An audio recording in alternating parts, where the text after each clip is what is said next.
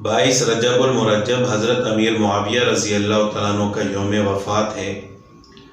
حضرت امیر معاویہ رضی اللہ تعالیٰ عنہ وہ صحابی رسول ہیں جو آپ صلی اللہ علیہ وسلم کے برادر نسبتی یعنی رشتہ میں سالہ لگتے ہیں۔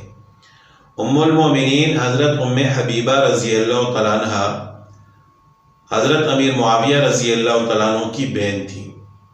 حضرت امیر معاویہ رضی اللہ تعالیٰ عنہ وہ صحابی رسول ہیں جن کی اکثر زندگی رومی عیسائیوں کے خلاف جنگ میں گزر گئی۔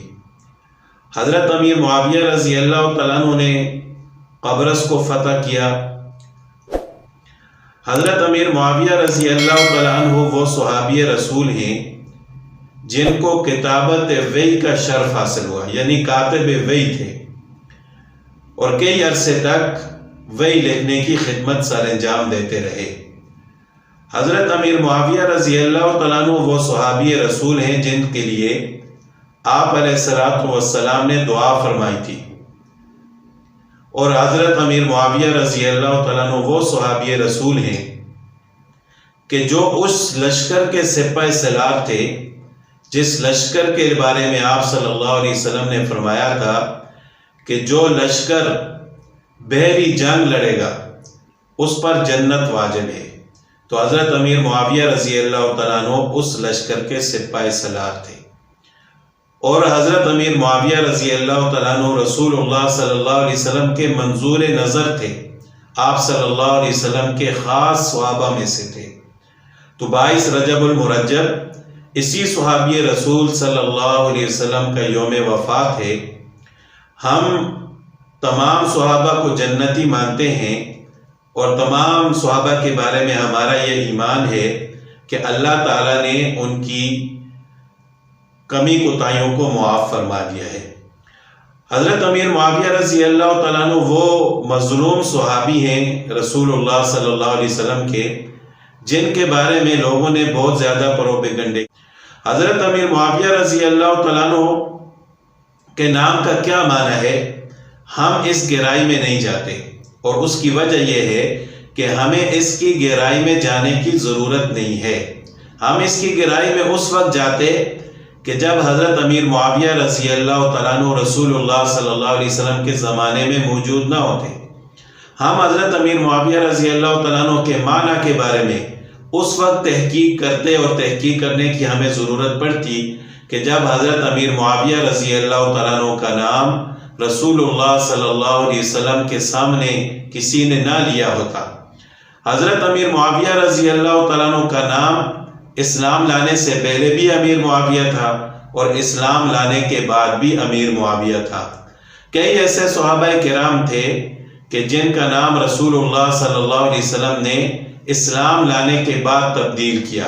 حضرت ابو ہریرہ رضی اللہ تعالیٰ عنہ کا نام زمانہ جاہلیت میں عبد الشمس تھا، اسلام لانے کے بعد آپ صلی اللہ علیہ وسلم نے ان کا نام رکھا عبد الرحمن بن صخر۔ اسی طرح اور بہت سارے صحابہ کرام ہیں جن کا نام اسلامی اصولوں کے خلاف تھا، اس کا معنی غلط تھا یا کوئی بھی وجہ تھی، تو آپ صلی اللہ علیہ وسلم نے ان کے نام کو تبدیل فرما دیا۔ لیکن حضرت امیر معاویہ رضی اللہ تعالیٰ عنہ کے نام کو تبدیل نہیں فرمایا، تو اس سے یہ معلوم ہوتا ہے کہ حضرت امیر معاویہ رضی اللہ تعالیٰ عنہ کا نام کا معنی بھی درست ہے، اور یہ معنی شریعت کے مطابق ہے جو بھی معنی ہے، اور حضرت امیر معاویہ رضی اللہ تعالیٰ عنہ کا نام بھی اسلامی نام ہے، اور وہ نام ہے کہ جس کو رسول اللہ صلی اللہ علیہ وسلم نے پسند فرمایا۔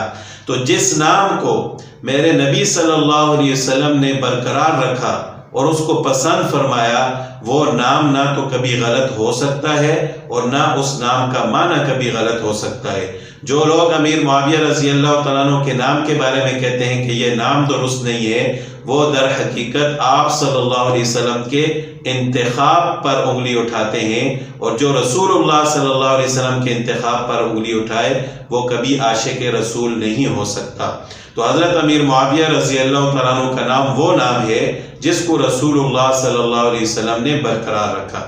اور دوسری بات کہ یہ نام صرف ان صحابی کا نہیں تھا بلکہ اہل بیت میں سے کئی لوگوں کا نام معاویہ تھا۔